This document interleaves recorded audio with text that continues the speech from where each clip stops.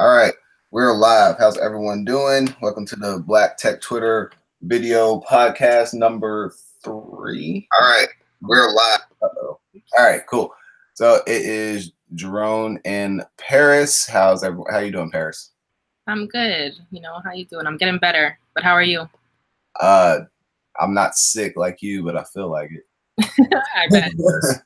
I'm good. You know, how you? No. All right, cool. All right, so we have a couple things to talk about.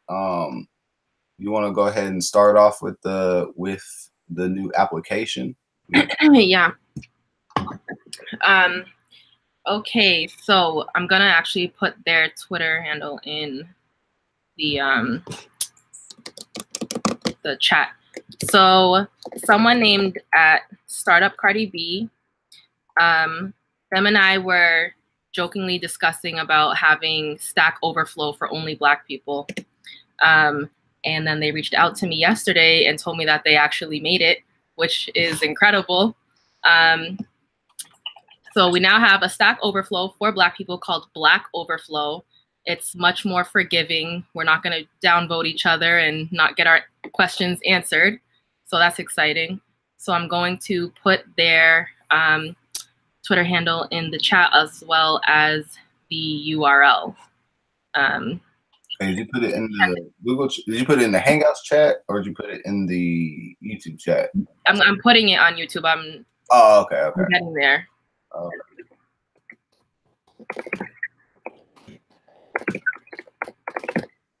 All right, and while you're doing that, I'm gonna go ahead and screen share to actually show the application. Talk about it. Unless you want to screen share, do you already have it up?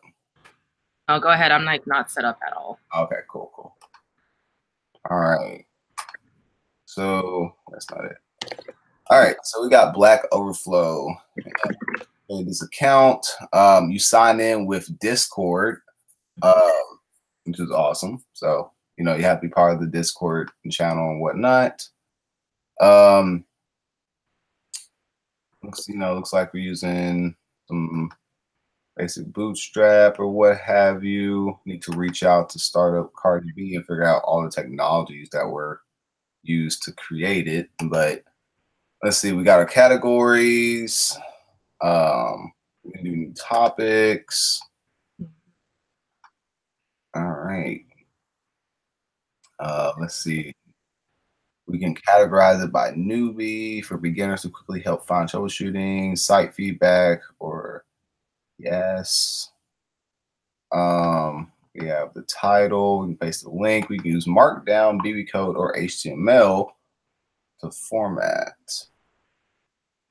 Awesome. Well, that's awesome. So this is a live.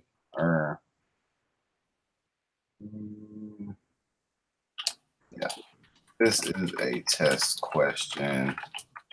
Feel free to ignore. Let's leave that.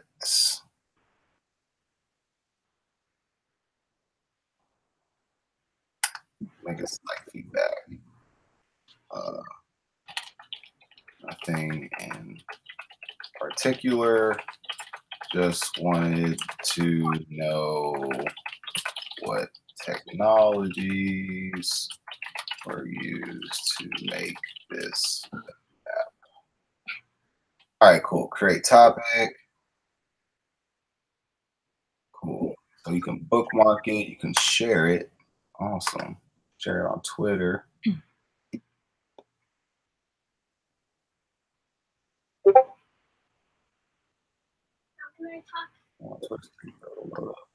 All right, you can share, you can flag, you can reply, you can watch. Which I'm assuming watching, you get notifications. I don't know if you can email notifications or whatnot. You can apply to the question. All right, yeah, pretty standard Stack Overflow-esque functionality. It's pretty awesome. How long did it take Startup Cardi B to write this? Do you know? I feel like maybe a week, maybe less. I feel like we just talked about it as a joke, and then all of a sudden here it is, which is amazing. It's got the disco bot. Put it in there. Nice. Yeah. No, this is what's up. Yeah, I love it. All right. Cool. Yeah, I have definitely. So the URL is btit.space. It's in the YouTube chat. Oh, okay. You finally put it in there. Okay. Cool. Go ahead and I'm gonna tweet it right now as well for everyone else. Cool. And I just tweeted it. I just tweeted it too. All right. Cool. Yeah, that's awesome. And now. All right. Cool. So yeah. So thank you, Startup Cardi B.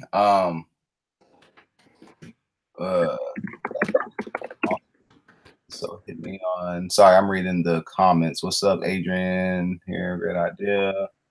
Paris. So, would you be interested in getting the Black Tech Twitter domain name? And so, hit me up on Hangouts. It is. I can't. They trying to find last name. Yo. It is on. Oh, what's up? How you doing, man? Paris, let me see that hair. You never showed me. What? I didn't even know you were in here. Yeah, he just popped up. I don't do anything to it yet. I'm just like, I don't know. I'm getting there. Oh my God, that's so curly. Thanks. Who's the brown guy? The brown guy. No, not Nick. Nick, that's Trayvon. The brown guy. I'm dead. He really said brown guy. Hey, Sevi. No, dude, I just got back from Chicago like 15 minutes ago, right? And on the way there, we had to pass Whitestown and Brown. I was like, what is this? Chicago is great. I love that place, man. Listen, you're being too loud. Remember, I told you have to be quiet. Thank you. Got these tech parenting duties. Love it. Yeah. All right. No. So what else is up? Okay. So now we are going to have a new way of running the Discord, and I just created a Trello board so that we're much more organized. But I asked in the brainstorming channel what members want to hear during our streams, what they want to talk about, what topics they think are interesting. And I got some good feedback from them. But a lot of people also want to lead the live streams because they're just, that's like their domain.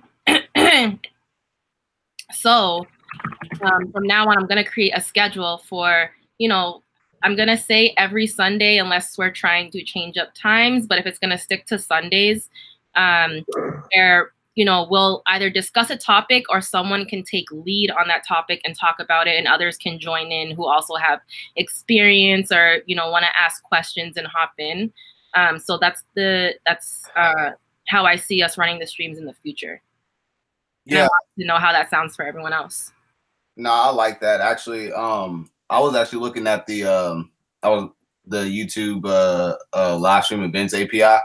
So I was thinking about writing a web app, so for like not just me but you all the mods and then whoever we want to designate access to, they can actually schedule the streams and it'll create the Google Hangouts and give them that link and stuff, so in case I can't be here or whatever, you or whoever else will be able to start the Hangouts.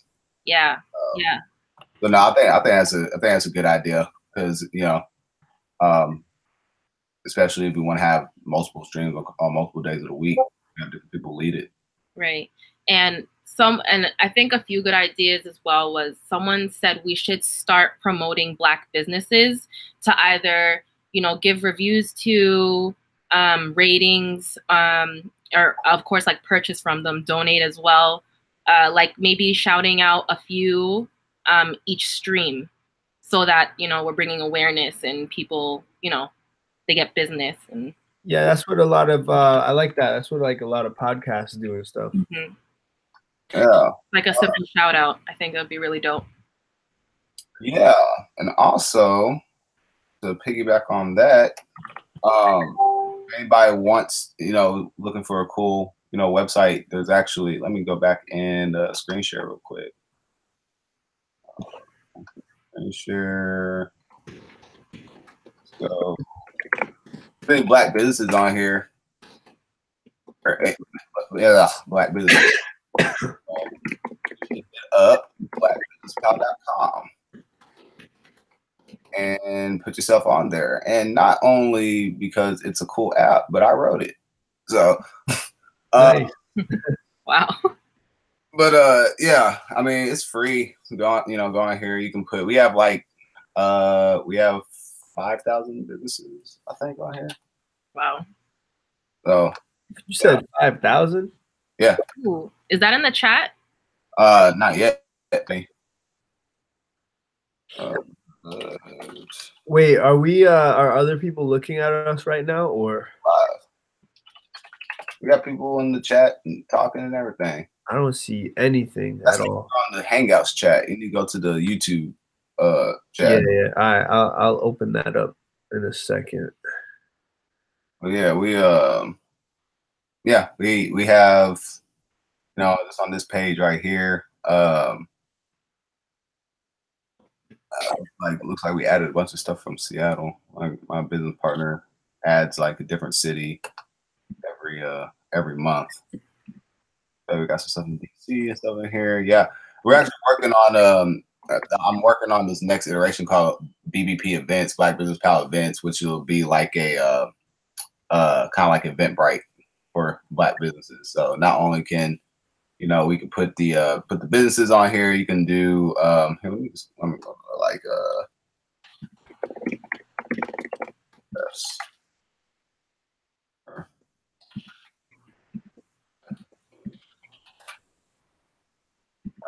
All right.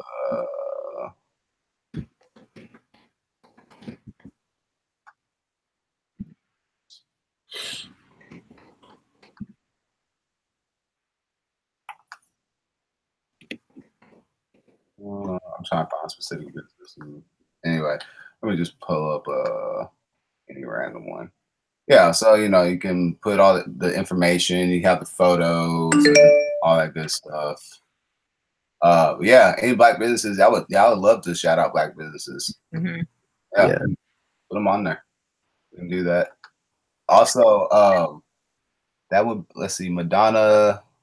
That would be amazing. Like this app. Okay, cool. All right, we'll plug your app. We'll share it out. Let's see what else. Says peace, family. The idea of other views, my idea. We could really empower us right now. Thank you, Chess Master, and we agree with you wholeheartedly. Oh, by the way, I never called you back. My bad on that. I'll call you after the stream. All right, cool. What else we got? Let me stop screen sharing. Where's Google Hangouts? Okay, cool.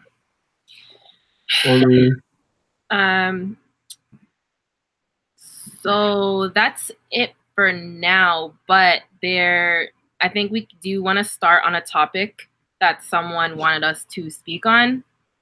Yes. Which we sort of spoke on it when we first ever live streamed Black Tech Twitter. But someone wanted to know how we got into tech and why that career transition, if you had a career transition, if you didn't originally just go into tech. But that was a topic that someone wanted to talk about. Okay. All right. Well, you want to start with your answer? Sure. So for me, I never wanted to sit behind a desk for a career. That just wasn't appealing to me. And I felt like I was just way too creative to be doing that. And I wanted to be an actress and a writer and, kind of live that fast life. And then I just didn't make any money. It was really hard getting jobs. Hollywood is very cutthroat. And it's just an industry where, everyone wants to be famous. Everyone wants to get in and fit in and whatever.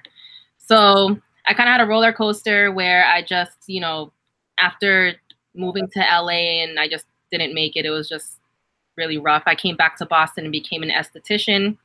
because estheticians work on skin, and so I learned makeup artistry. So I felt like if I can learn makeup artistry, I can still work on Hollywood sets because I can do actors' makeup. And then it turned out that I hated makeup, so I didn't do that. I'm a waxer, so I started waxing body hair. And I made a transition into tech because I had a client who kept telling me that I should learn to code, but I never really paid attention to her. My 12-year-old brother knows how to code. And that was a time where Obama kept talking about kids needing to learn to code and have a technological background. And I just so happened to apply for a boot camp the week that I asked about coding boot camps. And someone said they were holding a hackathon, which is where they choose who gets in. And it happened to be in that time frame. So I went to the hackathon and I got in, and now here I am. So,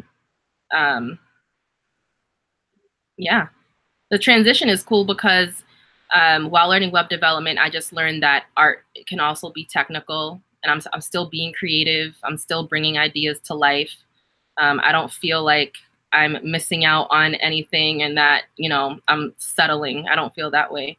I feel like I'm leveraging my plan B for my plan A. So that's my story. All right, Nick. We're just going through like how we got started into tech, right? Yeah. Yep. And what made you transition if you weren't already in there? I was originally aiming to be an IT guy, and what got me into that was online gaming. Gaming has pretty much fueled my entire passion for getting into tech. I'll never forget reading that I could play SOCOM against other people on my PSP, and so I asked my parents to help me get the PSP online, and they didn't know how to do it, and I figured it out on my own. And kind of since then, I always liked configuring the networks and all that stuff. So I knew like my journey was gonna be into IT. I ended up making like a huge mistake and going to ITT Tech, which is known as like a scam school. It was like $48,000 for 2 years of absolutely nothing, a completely worthless degree. And so after that, I went through a program called Year Up, and they had a really good system going on to get people into IT and stuff. People of color, that was the focus for them. And long story short, I ended up becoming an IT guy, and that was terrible. Like I was making crap money. I was making like 42K, but doing like the hardest work I've ever done in my life, So I wanted something different, and I could have probably stayed within desktop support and moved on to the infrastructure, but I realized that infrastructure is very lonely. Like I didn't want to be one of them dudes in the cold server rooms all by myself for years and stuff like that. So I decided to learn how to code, and whenever I had to fix like a developer's laptop, I would ask them like, "Hey, what do I do to become like you? Like you guys look like you have good careers and you get paid and stuff, and it's interesting and whatnot." So I just asked a bunch of questions, and people just they could have told me anything to learn any language at that time, and I would have just gone in that direction. So I just happened to be told about HTML, CSS, and JavaScript. And then from there, like I had this goal of making an app for people that play Tekken. And that's like a whole nother story on its own. But basically, I wanted to use my personal project to not only make a contribution to the Tekken community, but also teach myself how to code. And that was also what motivated me to move forward with web development. So I was going to make a website for it until Facebook announced React Native. I ended up working on this app for a very long time until I got it shipped, and it's now in the Apple and iOS and Android stores. I got like 30,000 users and everything. It's been a huge success. And so, the way I see it, like for me, I've always wanted to get. I don't like working for other people. I want to do my own thing eventually. Me and Paris, we have our plans. But I'm getting jobs and stuff. I'm working in the industry so that I could learn what it's like to ship products and work on big things that are already made and learn from people and get better at my craft, so I could eventually make that happen for myself. So I'm still learning, as we all are. I think, you know, the learning never stops with development, no matter how long you stay in it. So yeah, I've only been doing this for about maybe 3 years. Okay. All right. Cool. That's awesome. All right. So I got into tech. I've actually been in tech majority of my life. My mom, when I was, you went to Sullivan University for engineering management or something like that. I don't remember the exact. It was some long title, but she had to take a couple programming classes for her degree. And the chat. And so I don't know what I had done. I was like 8 years old at the time, and I did something, got in trouble. She said, "Go clean the bookshelf." And I threw a temper tantrum and I knocked all the books off. And the book that fell on top of the programming book, Beetle and Beetle 4th edition, Java, SC. And we already had the computer, we had a gateway computer, had Java already installed on there, what have you. And I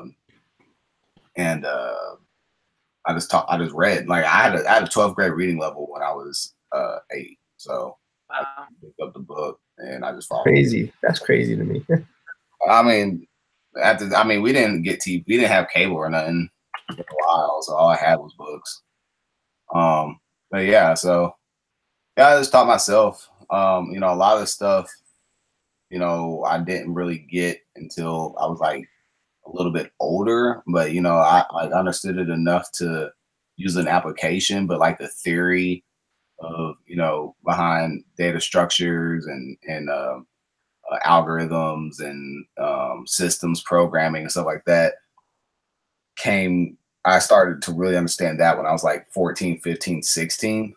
But you know, development, I got that pretty quick. So I wanted to do video games. So, you know, I wrote some video games and stuff.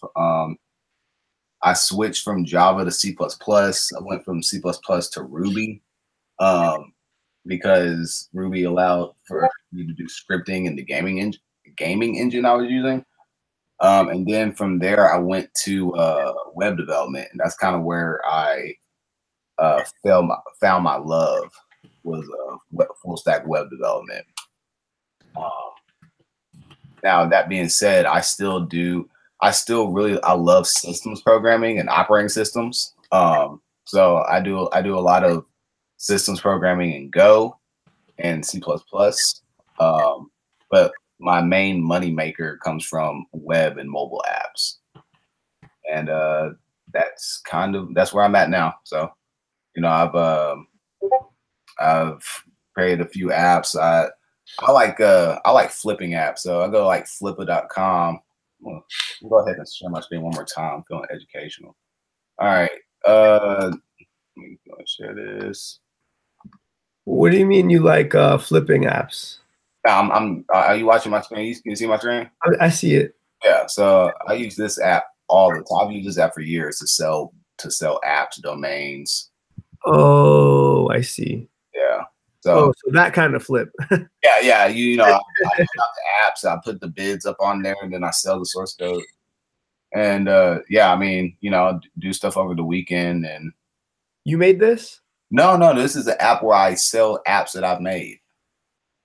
So like I'll make an app or like I used to flip domains. That's how it started. It was domain flipping. Yeah, that's a thing. And then I went on to selling starter apps. So you have the domains, you have starter apps, and then you have like the full mature app or whatnot. Here, I'll just show you. Yeah, I want to see this stuff. That's interesting. So like this is the starter app, right? So these are apps that people, they're either not making money, they're less than a year old, they're not making money, or if they are making money, it's like pennies or whatever. But you put them on there, and then like you start an initial bid, right? And then you have a timeline or whatnot, and then you have a buy it now price, or what have you. So like most of these people probably made this app in a weekend. So that's why the buy it now price is so low, because these are starter apps, right? So let's go to like regular mobile apps that are out here or whatnot. Taking forever. Most active.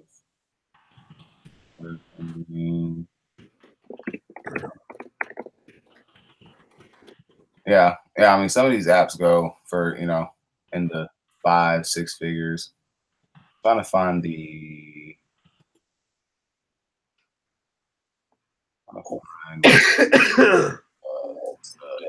last apps that were sold or whatnot. Angry Bull Racing. So people just selling their games too?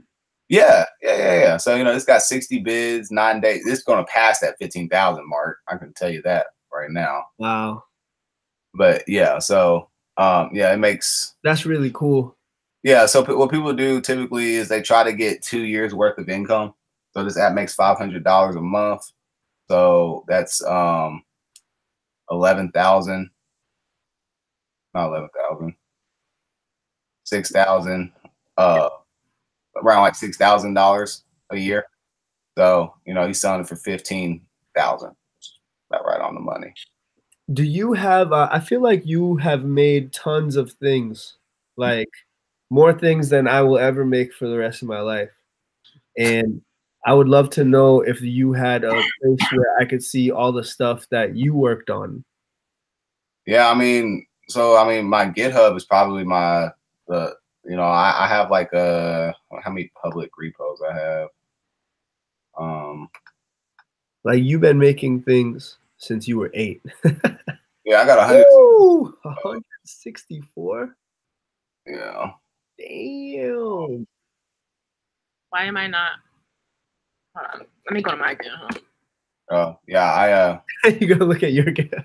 No, I'm not looking at my GitHub. I'm gonna go and follow Jaron. 1,100 contributions a year. This was light, actually. Yeah, let me follow you on GitHub, man. Funny. I'm at 25 repos, and only like 3 or 4 of them are significant. Yeah, I have so these are like all my companies. Noggle, that's just No One Can Fly Never. That's one of my. I started in college. We got 16 on there. RJ Apps is me and my homeboy. Big Crib Solutions, my company. The Crypto, that's a crypto group from Boyce Watkins that I was working on. Maybe a Wave, that's my other company. And so yeah, I've had my hands in a lot of. I have my hands in a lot of pots. But no, I mean, there was a while where I was literally doing like an app a day challenge. Yeah. It seems like you can get a lot done in a short amount of time. Yeah, you really can. I mean, a lot of people just try to do too much at once, and that's why then nothing gets done. Yeah, I like focusing on. Yeah, that's right. A lot of people get caught up not finishing their projects because they have so many on their plate, and I pretty much have like laser focus on my personal projects. Like I'm like, this is what I'm going to work on. I just came up with 5 more ideas, but I'm not going to proceed with those at all. I'm going to wait until this one's absolutely finished. Yeah. And most of these apps, they're like just focused on, because I'm like, I like to learn all like the bleeding edge, technologies and stuff, right? So I'll just put it up on Twitter or put it up on GitHub, and then like post about it on my blog or something. So, most of these apps only do like one thing, because I'm trying to like when I was doing like some TensorFlow stuff. TensorFlow JS is just reading models and training models, not doing anything super fancy, so I can learn it. And your way of learning has purely been from books, or? Yeah, so I mean that was like my biggest thing was books. So like when I was teaching myself, I live walking distance from the public library, and so I would just go there, go to the computer science section, and just started off with for dummies books, like Web Development for Dummies, and just like that's crazy. Like all day. I'm thinking about like how there's a lot of so you happened to learn how to code just because like a book happened. You were 8 years old and the book just fell in front of you, right? Yeah, and it looked like I thought it was a comic book. So So and that's crazy because me growing up, like, I had a lot of hood friends and stuff, and I always thought there was just like 3 or 4 career choices growing up, and that was like, and from what I've seen from my friends, people either wanted to be rappers, go to school for nursing, or law school or something, and then I swear those were the only 3 career options that I knew of my whole life. And it's so crazy finding out about people learning about code, like, that kind of exposure, the exposure to the tech world and all that stuff was never around the people that I was around. And so I hear like other people, like everyone who learns how to code as a kid, it's always something they stumbled upon by accident, or they just happened to hear about it and were curious or something like that. And me and my friends never even knew about it at all. I don't even think Paris knew what code was like 2 years ago. No. I mean, even when I was like learning how to code, like I didn't understand how big of a field and stuff it was until I was in high school, which was kind of embarrassing. Like I knew I wanted to do video games. I knew I wanted to do apps, but it was always like more of a hobby for me because like I really wanted to do music. That was my big thing. Me too. I wanted to do music as well. Yeah, I wanted to be a professional violinist. Do orchestra, all that, concerto shit. But then I was like, I realized, I mean, how lucrative a field it was, and I mean, not just talking financially, just like computers permeate every sector of everything. Yeah. I can go wherever I want, and have computer science be like my foot in the door for whatever sector I want to go into, including music. So I started focusing more on computer science, and then I was finding out how much they make and this, that, and the third, and I was like, yeah, I think I'm just gonna stick with this like full time. So like really up until like 16, it was like really, really like hobby based. It wasn't until I was like 16 that I was like, okay, what I really want to put like all my eggs in the basket in. Like I used books and stuff, but we didn't. That's just because like YouTube and stuff wasn't out when I first started. I don't think I would have, if I was learning how to code now, I'd probably take a different approach because there's more resources.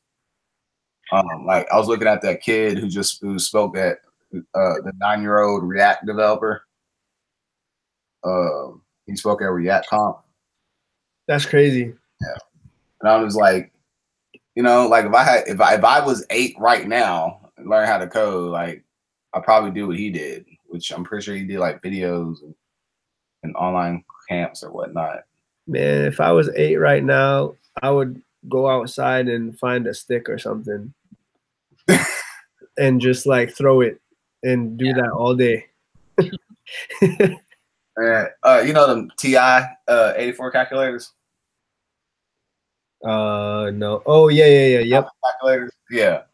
Man, I got more. That's how I think I got more code experience my 2 years I had to use that for class than anything else. So like I took AP Physics and I did pre-cal, and then when in college I had to do Calc 1, Calc 2, Calc 3. So like I just programmed all that. So like output all of the steps and do all the formulas and everything. So I'd be sitting there on the test and I could do like plug and chug the numbers, and it would just like output all the steps and whatnot. I like learn, like I think that's hands down the way that I like grew the best to make my personal life easier. Yeah. Whether in the form of doing homework or automating some workflow. So I saw somebody had asked me on Twitter, like, what's like the best way to like increase your experience while you're looking for a job? And I was like, yeah, just write stuff to make your life easier. Like you'll be way more invested into it.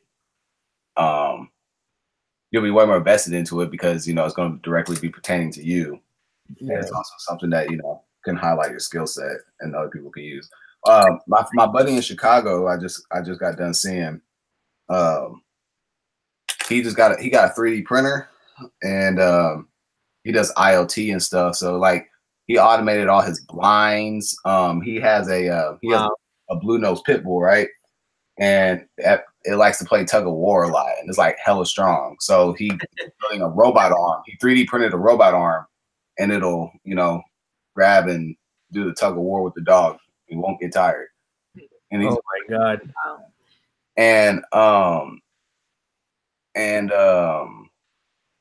Like he's not trying to sell it or anything like that, but like it's shit like that ends up being like $1 million ideas. Like shoot, I know I would pay for a robot arm for my dog if I had a dog. Right. And that's not even like, it's not a giant problem that's gonna like solve world peace. Like it's not gonna do anything. It's just like it's a problem. It's a very tiny problem that you're solving, and that's what you really need. Yep. And distributed micro solutions. And and there's usually if there's something that you need like that, there are other people out there with blue nose pit bulls that need a strong robotic arm to play with that thing, because dogs just don't get tired. Right. Exactly. So there's probably a whole bunch of people that could be using that stuff. But the point is like doing something to get yourself that experience and stuff. I get it. It doesn't always have to be big, but I think that's like for me, everyone trying to learn how to play Tekken was doing weird stuff like downloading HTMLs directly to their phone and stuff and that just told me that there was a need for an app. Mm-hmm. So me myself, I hated needing internet. I was struggling to have an internet connection everywhere I went. I was like, I want this offline, So if there's something that you want, then other people definitely are gonna want it. It doesn't matter how small or big, you can have like a whole community around it. Right. And I learned this later on because my mindset was like, if it exists, like why would then I don't need to make it. And that's not true. Like I learned, even if something already exists, what can you do to make it better? And the fact that it does exist just shows that there's a market for it. And, now make it better, Yeah. Absolutely.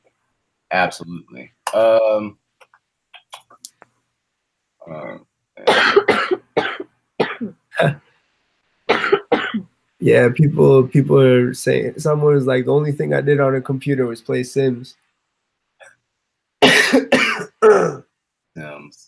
As a kid.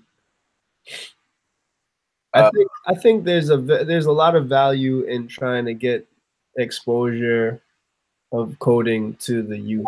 Like I met this one kid online in a Slack channel, and he was 15 years old, and he had clients that were paying him like $10,000 a month to work on websites that weren't even that complicated. And he didn't even tell them he was 15 years old. He said that he lies to them about his age because he can't legally be doing what he was doing. I don't know where he was living at, but yeah, I mean, that was me too. The first time I got a 5-figure check, I was like, That's wild. And I asked him, I'm like, yo, what what got you into coding? And his only response is like, he just happened to hear about it. Yeah, that really does seem to be the consensus. That, you know, I mean, for real, I would say this, like, you know, our generation probably like going to be the first generation where a sizable amount of people were like, yeah, we actually understand what the fuck tech is. Like, you know, Yeah, like, yeah.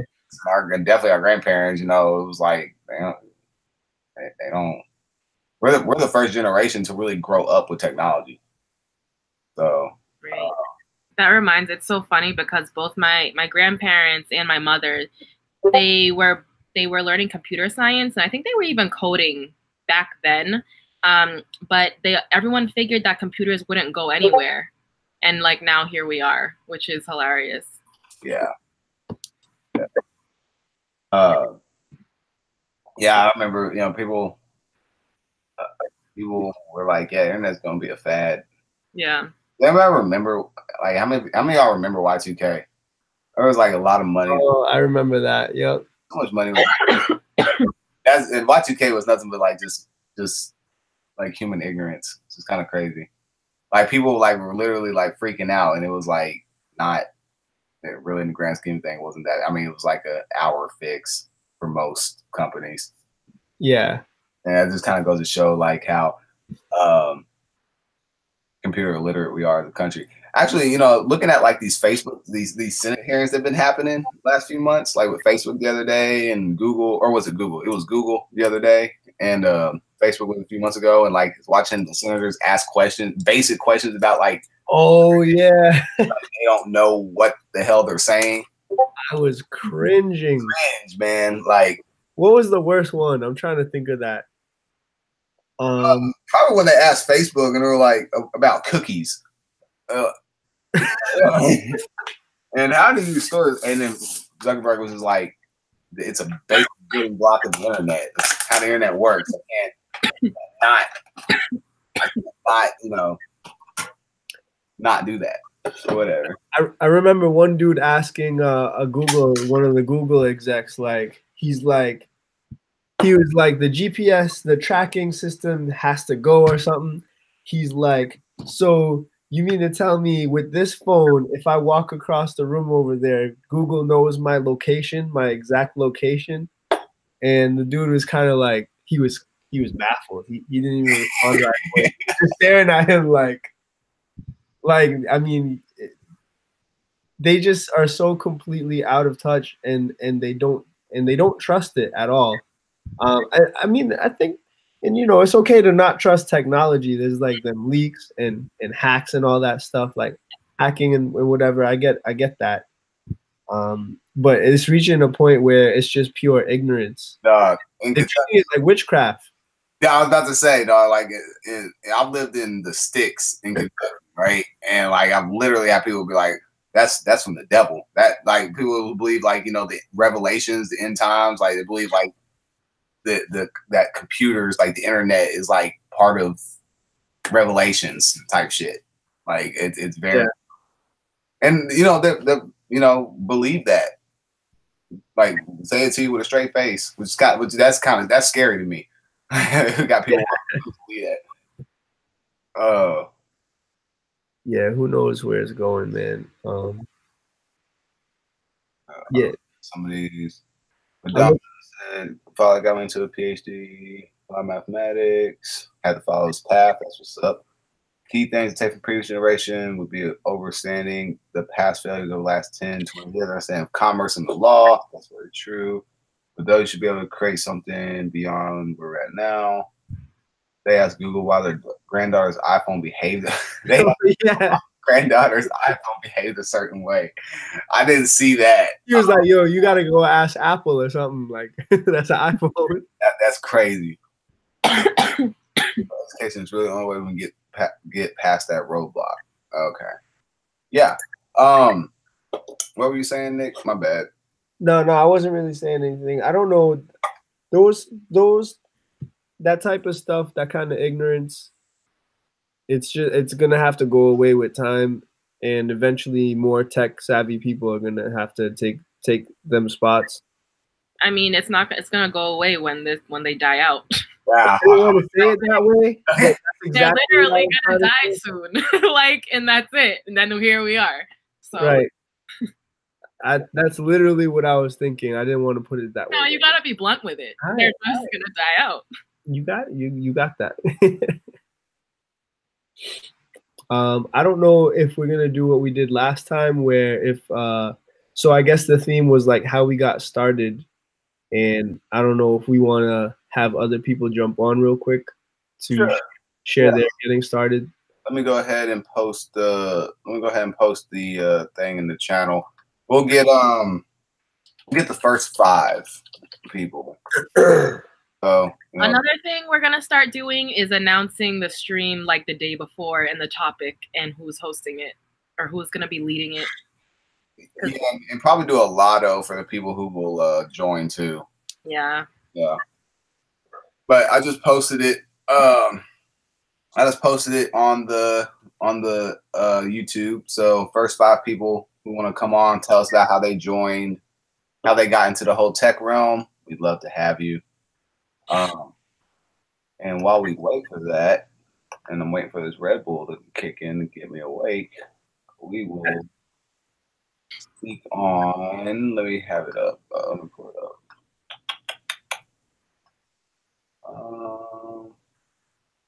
Paris said that's a good idea. Paris, I know she's having great ideas.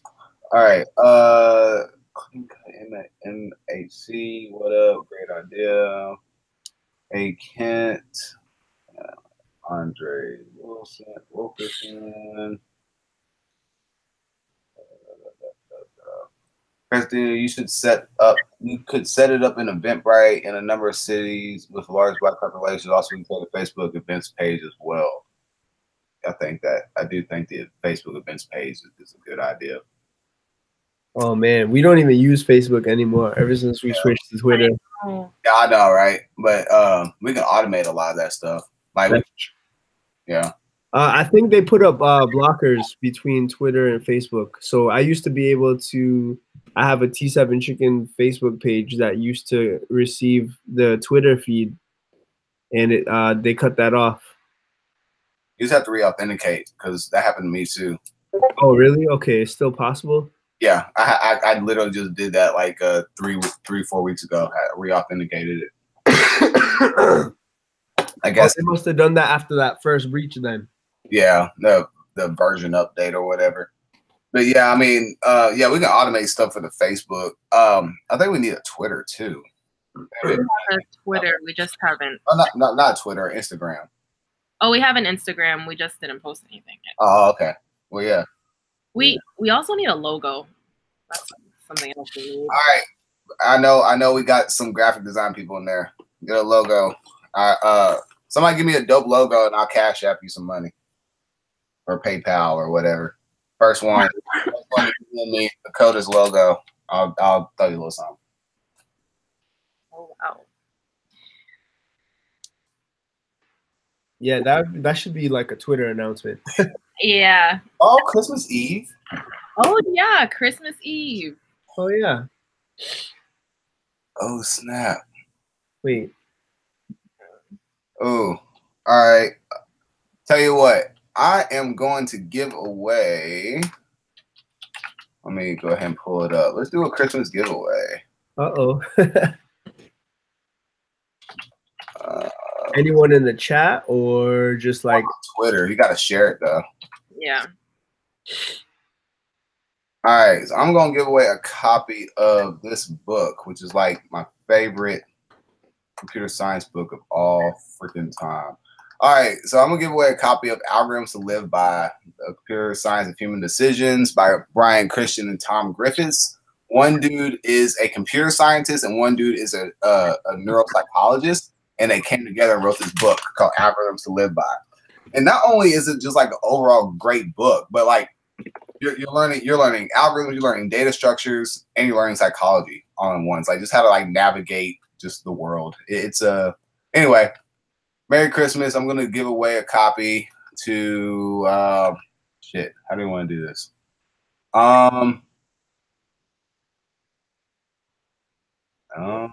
don't they have systems in place for like on Twitter. Like if you retweet a certain thing enough, then you can get randomly selected by whatever.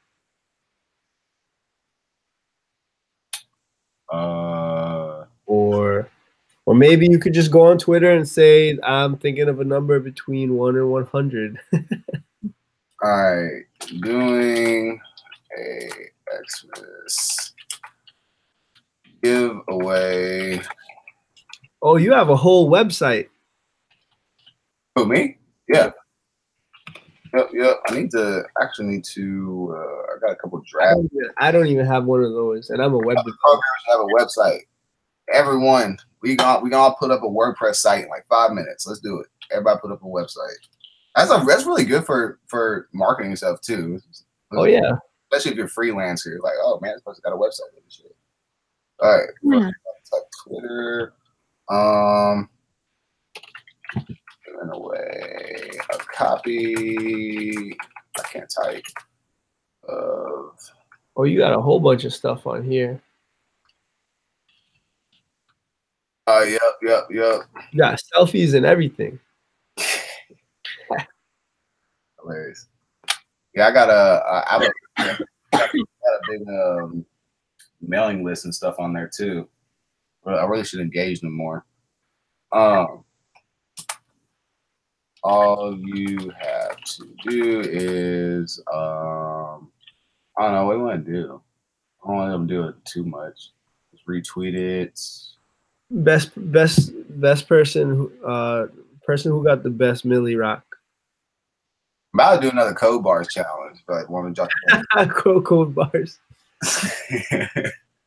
That was silly. Retweet and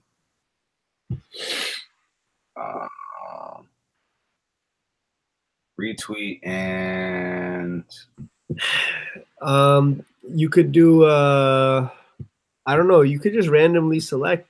I'm about to just randomly select. All right.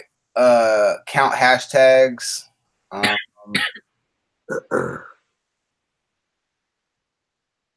Sure. Wait. Yeah, I'm just gonna randomly select. All I have to do is retweet this tweet. And I'll randomly select someone tomorrow at noon. Everyone dropping their websites right now. Or just websites in general, I guess. All right, cool. Yeah. So Merry Christmas, everybody. I'm gonna do a random giveaway, algorithms to live by. Go ahead and retweet that tweet that I just tweeted, and I'm gonna pick a random person tomorrow at noon. Oh man, Chessmaster dropped Taste of Black Houston, and it's the world's largest black food and film festival. Oh yeah, Taste of Black Houston. I know about Taste of Black Houston. Wait, when is that? What's the dates for that? April 1st through 4th, 2021. 2021. Man, I'd be so worried about not being able to try everything because I'd be so full. All right. There's the link to the tweet, by the way. All right. A Kent. So on the 27th, drop shadow for navigation. Okay, y'all talking. Oh, literally, people are putting websites in the chat. Yeah, people are dropping so many links right now. Oh no. Oh, there's a blacktechtwitter.info. Yeah, I'm liking that. Nice. Nice. People move so fast on the Black Tech Twitter stuff. I love it. We should we could do some. You want to do like a live hackathon, like over the Google Hangouts one time? We can just do. I don't know. We can figure something out. Because I was actually trying to do that a few months ago. I was doing like the biggest hackathon ever, and I reached out to Microsoft. So someone named I keep doing that. Yeah, I was reaching out to Microsoft and a couple other companies. I was like trying to do a distributed hackathon, just to you know, see if they will give something or whatever. But yeah, we can do a live stream. I can have it set up for 24 hours, and you know, we can have people just come on. I can hack it out. And then after the 24 hours, we can have people come on and just show their project. And then the mods, I guess we can pick a winner or whatever. So you mean different people working on different projects on the live stream? So yeah, so you know, like we can put out what the prompt is or whatever. Anybody can participate, but if you and I'll have the live stream up. And if you want to hop on, anybody can hop on and show it if they want to, but it'll be more of at the end. Though those who at the end they come on to the Hangouts and do a demo type thing. That sounds really cool. So yeah, I'm gonna reach out to some of these companies, try to see if we can get some sort of. I wonder if there's ever been like a remote hackathon thing. Yeah, Neo does it all the time. Every month they do a worldwide distributed hackathon for smart contracts. That's actually where I got the idea. Nice. And you could write in how many languages have you written in? Shit. All right. Java, C++, Haskell, Perl, Clojure, JavaScript, Python, PHP, Objective-C, Kotlin, that's wild. Brainfuck, COBOL, VB.NET, C#.NET, Ruby. That's crazy. All I got is JavaScript. Yeah, most of those languages were like, learn it and never use it again. Just like what's your favorite one to work with? Probably C++. I love C++. Mm-hmm. But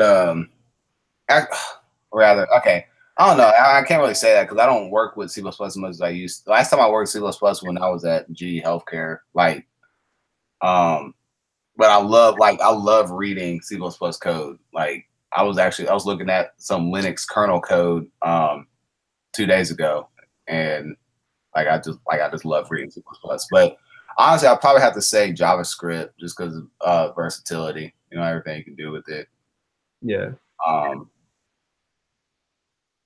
Yeah, probably JavaScript or PHP because also I like writing APIs.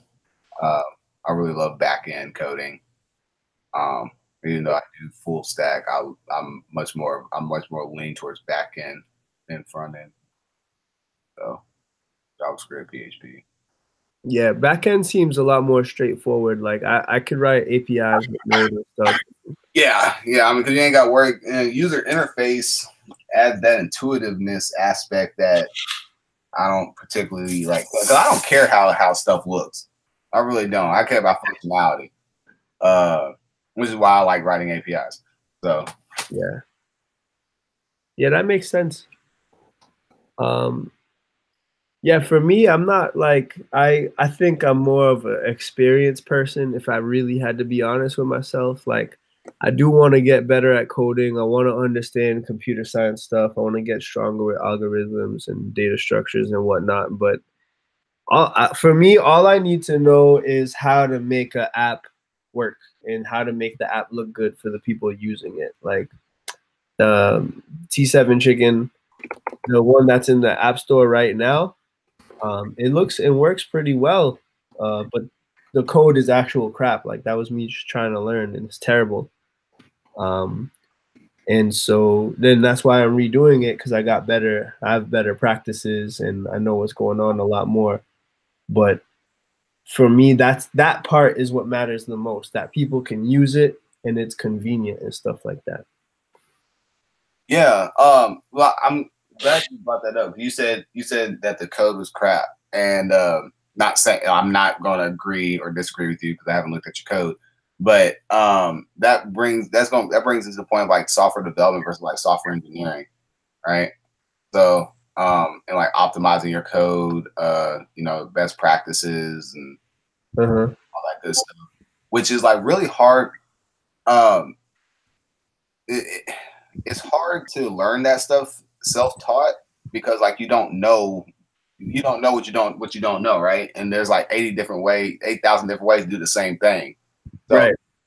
But like I fell in love, like I love engineering. Like I lucked out in that, you know, all the materials and stuff that I had used to learn how to code were all from a software engineering standpoint. You know, reading like my, you know, systems engineering books and stuff like that. Like it's all from the perspective of a software engineer. Whereas a lot of these like code campus stuff I see today are focused on software development. I haven't seen one software engineering, like a true engineering boot camp. Like they're all That's probably going to be that Lambda school.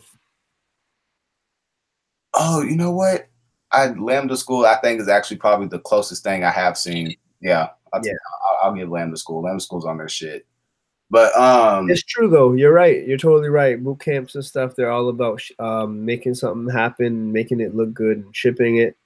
Yeah. And they miss out. A lot of the people in there miss out on those fundamentals. Right. Right. And like a lot of like the higher level jobs, like, you know, they're all engineer, like quant positions, right? If you're doing anything with like real time trading or anything with fintech banks, like they're looking for engineers, right? They're looking for people who understand like matrix algebra and Gaussian transformations, numerical methods, stuff like that. Which, so once again, all that stuff can be self-taught, and I'm always going to advocate for the autodidact. Like I personally feel like they, on average, over the long run, end up being the better engineers. You know, but also I'm biased because I'm an autodidact myself. Yeah. but you know, everyone who's coding right now also take some time to really learn your software engineering principles. You know, data structures, algorithms, numerical methods. I know a lot of people who program hate math. You know, we've like evolved to the point of programming where we don't really, the average engineer doesn't need to know matrix algebra or, you know, Calc 4, but, you know, I think it's still good to know stuff like set theory. And yeah, I need to, I think that's like my next, that's a big goal for me, to start getting closer to those kinds of things. Cause I see it, you know, I'm starting to see it. Like, I've always known, I think people generally know that understanding those fundamentals could make you a strong programmer and stuff like that. But it's different from just knowing it because that's just what it is, versus seeing how it could be applied and why that's important. And I see that, like, I think the biggest thing that it speaks to is the ability, like, it's future proofing, and it's kind of buzzwordy, but future proofing and maintainability are big factors with those fundamentals, because it's like, once you have that really good structure and that algorithm that does the thing that it's really good at doing, you know, that's code that's set in place that you're not going to have to touch for a while. Right. And, you know, it does its job. It does it well. And it's like, it could just stay there because it's so good. It's such a good foundation. It's so good fundamentally. The reason why I'm redoing my app is because I don't have that kind of structure. I had other developers helping me, and we didn't even have like standards to go by. So that code base is like a Wild West right now. And so, but this time with me working on this new version, you know, I set up my linter to be a little strict. There's certain ways that to approach like handling state, you know, that people have to abide to. and it's gonna be like that for as long as it exists. Like it's not, it doesn't deviate too far from that source. And so from there, that's when I started understanding the value of those kinds of structures. Yeah, no, absolutely. It's just hard, like as a self-taught person, you know, as somebody, what makes it hard for me is as a self-taught person who's very motivated to get projects done, I'm having a hard time finding ways to learn without trying to do it with a project. I mean, I think that's the best way to do it, personally. Yeah. Well, so now I need to make me some projects that do involve computer science type stuff. Yeah, but I mean, another thing too is, like I said, people try to like take the Unix philosophy to this. You know, the Unix philosophy is like every program in the Unix ecosystem does one job and it does it very well.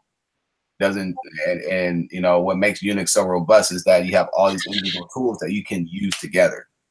But each one does its own thing and it does it very well. So when you're trying to learn these new topics, like your app don't have to be super fucking awesome. It just needs to do that one thing you're trying to, you know, teach yourself. Yeah. I think, like I said, people try to do too much at once. Like I rather go on someone's GitHub and see, you know, like 10 apps with like the UI is crap, but you know, each one is like, okay, this is using WebGL, this is using WebVR, this is using the web payments API.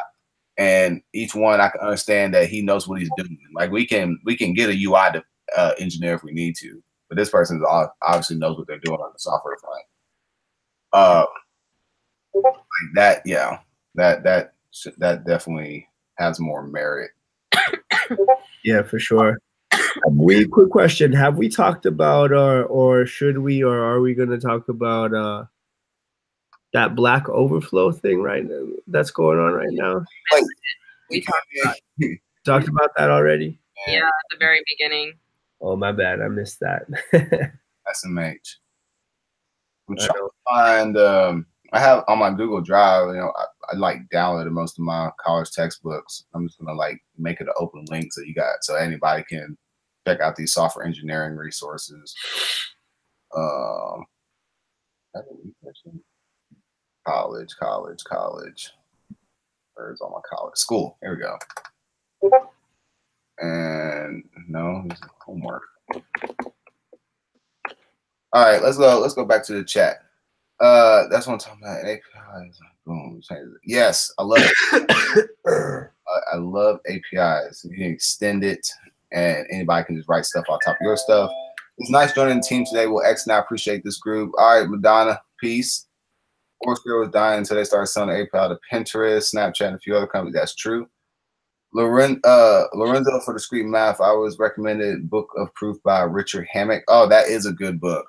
There's another book for Discrete Math, but I can't remember who the author is. I'll have to find it and put it. I'm gonna just tweet these resources when I find them.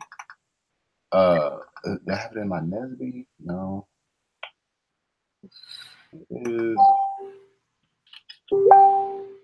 is calculator.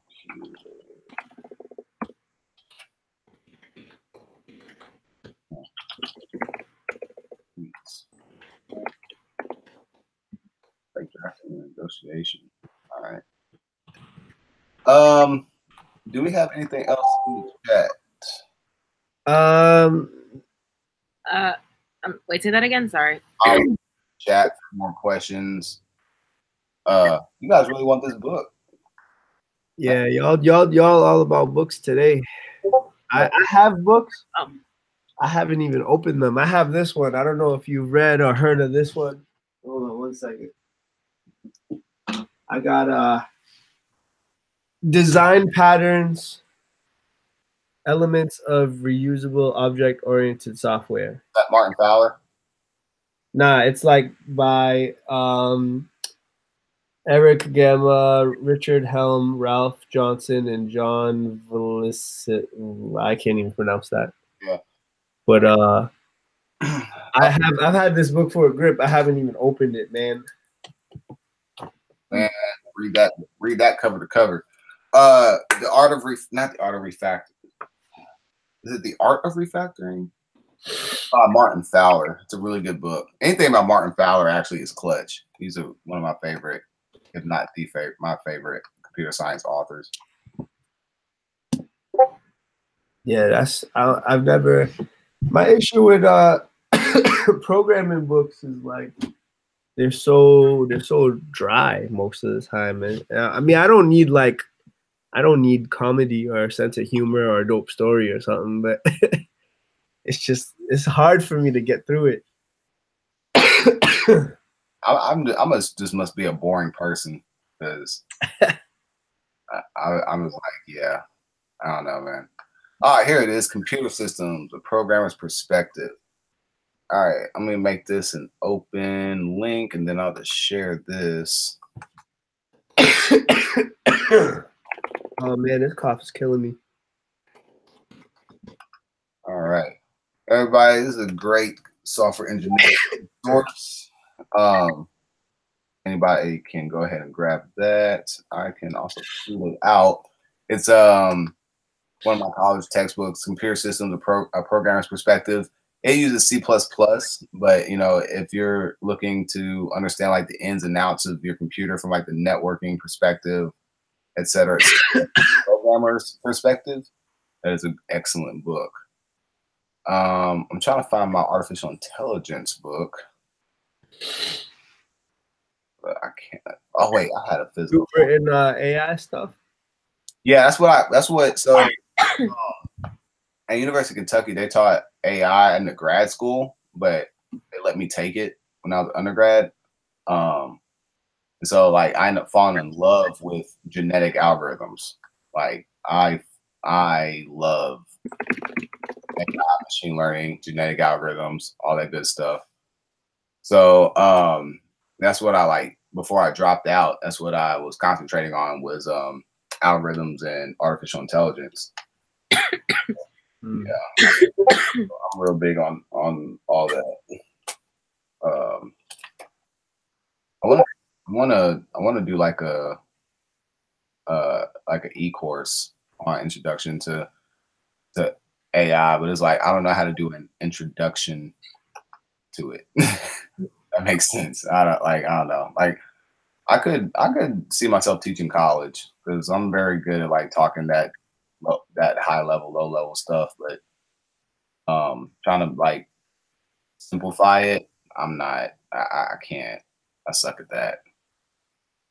Yeah, I think there's some people who get so far into the rabbit hole that they have they don't know how to talk to beginners. Like they just, I think that's what I was experienced that. Like ever since I got into tech, people are just giving me this. They're throwing this terminology and these words, and I'm just like, what?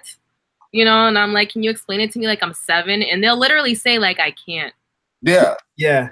Like I mean, I don't. It's yeah. Like I don't know what to tell people. Like I try.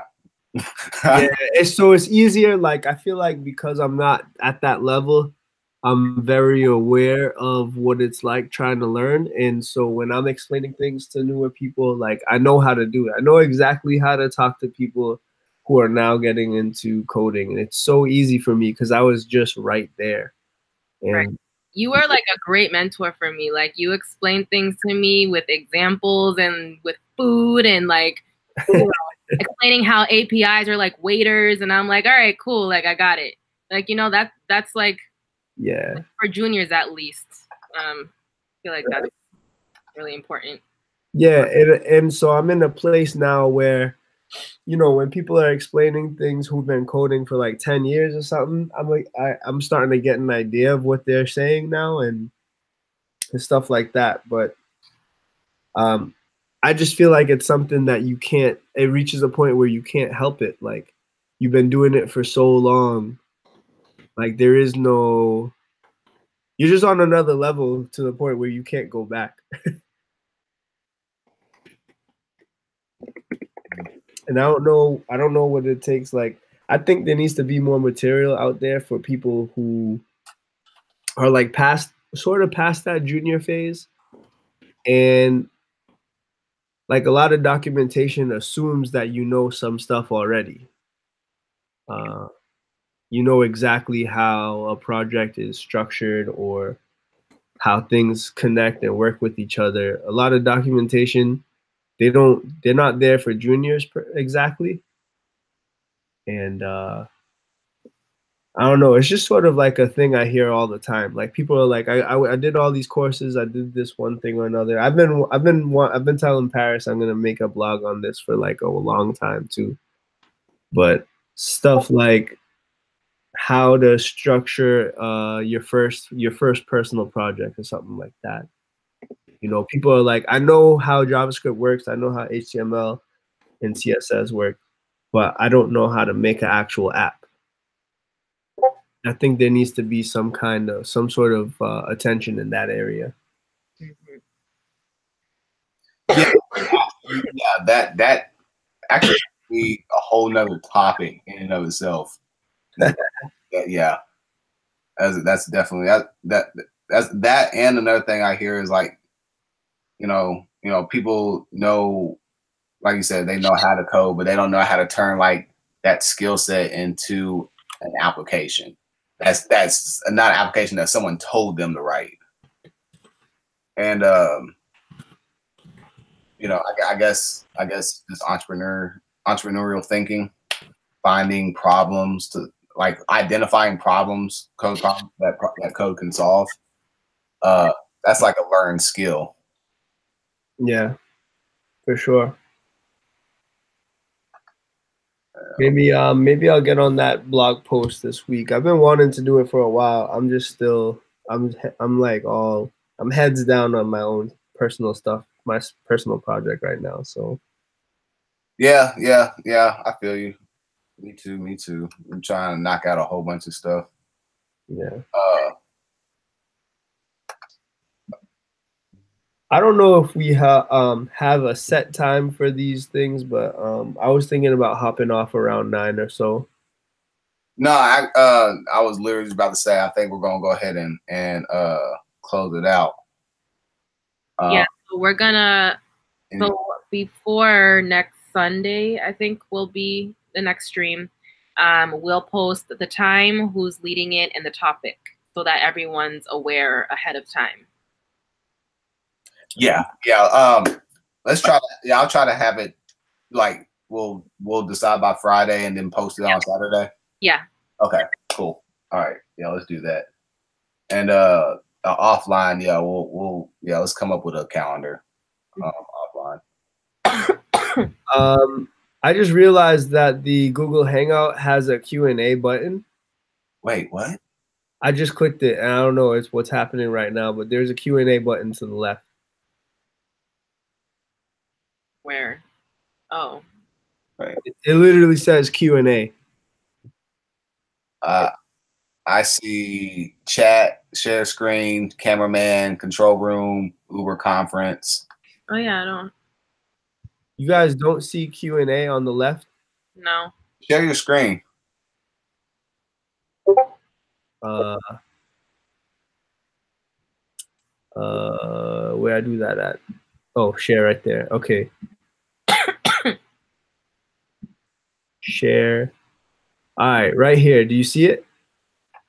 Oh, I don't have that. You don't have the Q&A nor the button behind it. Do not have that, but I am. Why do I have it and y'all don't? Good question, Hazel. Oh. Fucking question. I'm curious as to how this works. It says opening, and it seems to split my screen. Oh no, we're going down the rabbit hole. We'll figure it out. Yeah, we'll figure that out. That's cool because I feel like a lot of these streams have that premise of Q&A, and we're not utilizing any Q&A features. Yeah. We're still figuring stuff out. Oh my gosh. All y'all sound sick. She got me sick. We're sick as hell, man. I was fine until I hung out with her the other day. Look at you. No. Anyway. All right. So we're logging off now. Logging off. We logging off. I will pick this winner tomorrow at noon Eastern time. You know, guys don't gotta remind me. I'll definitely do it. Whoever I pick, you know, I'm leaving it up to y'all to add it to your Amazon wish list and send me the link. I'm not gonna ask you for your address. So good luck, everyone. Thanks for watching, and we will update you guys Saturday with the topic, and we'll aim again for 7:15 Eastern time. What's going on? Are we gonna chop it up? Yes, Chess Master. My phone, I'm gonna let my phone charge for like 30-45 minutes, and then I'm gonna call you. That's cool. I hit you up on Wicker. All right. And all right, guys, I'm gonna hang up now. Talk to y'all later. Bye.